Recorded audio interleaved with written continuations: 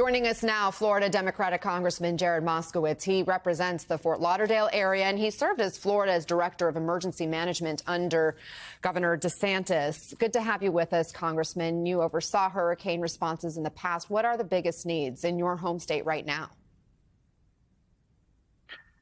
Well, thanks for having me. The biggest needs right now is obviously finishing any of those swift water rescues that are going on, getting people the immediate medical attention they may need. Once we get out of, that phase, obviously simultaneously, it's restoring power, getting power back. I think they've restored about 500,000 customers now, but there's still 2.5 million people out of power. So getting that back on will help a lot of these communities start the recovery process.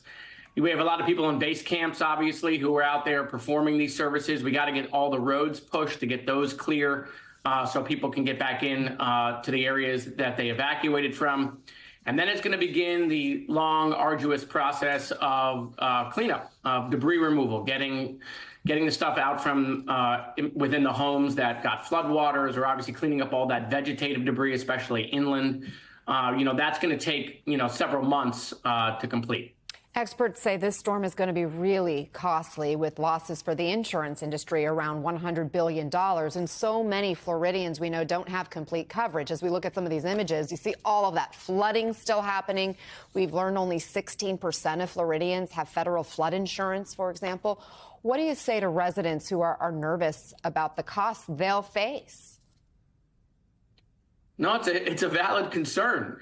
This has been an ongoing conversation in Florida now for about 2 years, as we've seen people's insurance just continue to increase. My own insurance company last dropped me and said that they were dropping me because I was, quote unquote, susceptible to hurricanes. Well, I live in Florida. I'm nowhere near the coast. I've always been susceptible to hurricanes when they insured me. And then when I got new insurance, it was 30% more expensive. That's what residents in Florida are seeing. Especially, I'm concerned about our seniors who lived on fixed incomes and who lived in condominiums or HOAs, and those buildings are older and the insurance on those buildings are going up. Well, they can't afford increases to their fees because they're on fixed incomes. So this is something that Florida is having to deal with, but it's not just going to be Florida. It's going to be Texas. It's going to be Louisiana, who saw 2 Category 4 storms a couple years ago in the same season, right? This is something that, everyone around the Gulf Coast and along the East Coast is going to have to deal with. And at some point in time, we're going to have to figure out how we take the reinsurance, 1 in 1,000 year reinsurance that these insurance companies are buying, which is driving up 25 to 30% of the cost. How do we take that off the table in order to bring costs down without adding any money to our deficit, without using taxpayer money? I have a bill that allows us to do that by giving the option to states to buy a bond to pay for those things. But we're going to have to figure out how we handle that. Otherwise, it's just going to become unaffordable to live certain places. Right. And states that suffer with fires or tornadoes, this is going to become a national issue. It's not just Florida. We're the focus now, but this is something that we're going to have to deal with. Well, and how about dealing with the root of the problem, which is the climate crisis and what can be done? That's a different story for another discussion. But I want to focus on these particular disasters. We've seen so much misinformation about the disaster relief efforts, including lies about FEMA's response from former President Trump. President Biden and Vice President Harris talked about that yesterday. Listen. Sadly, we have seen over the last 2 weeks since Hurricane Helene and now in the immediate aftermath of Milton, where people are playing political games, suggesting that resources and support is only going to certain people based on a political agenda. And this is just not accurate. It's bizarre. They got to stop this.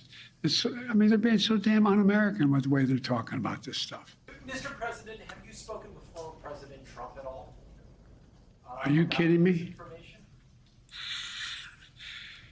Mr. President Trump, former President Trump, get a life, man. Help these people. Congressman, has this misinformation made it harder to respond to the actual needs on the ground? It has. There's no question about that. You got people you see in North Carolina denying, FEMA aid that they desperately need because they're worried their property is going to be confiscated because, they're near a silicone mine. Some of the worst of misinformation. All people have to do is think about this stuff for a second. Donald Trump was president not too long ago, right? If there was a weather machine, why didn't he unplug it, right? He had FEMA. what FEMA just started this confiscation of properties? Like that didn't happen when President Trump. If they want power again, the Republicans want power again, they're going to use FEMA. They're going to need FEMA if there's an emergency. They're damaging that institution that eventually they might be in charge of again. And so this is the worst of politics. As a former emergency management director, there are Democratic emergency management directors, Republican emergency management directors. We've always dealt with, disaster politics. But we've not dealt with this disaster misinformation before. And we live in an age of misinformation, and we're not in a protective bubble just because we're in the disaster industry or in the emergency management industry. And then you see foreign actors taking this misinformation and using their accounts to continue the confusion among Americans. This is a real issue because at some point in time, you're going to see these same people saying, hey, don't evacuate. That storm's not really coming to you. Don't pay attention to the television. And that's going to cost people's lives. And so this is super dangerous. It has to stay nonpartisan. It has to be bipartisan. And I need my colleagues on the other side of the aisle to call this stuff out. Okay, we need people to trust government institutions when it comes to a natural disaster, because that's when people need government most. And that's when government has to work in people's greatest time of need.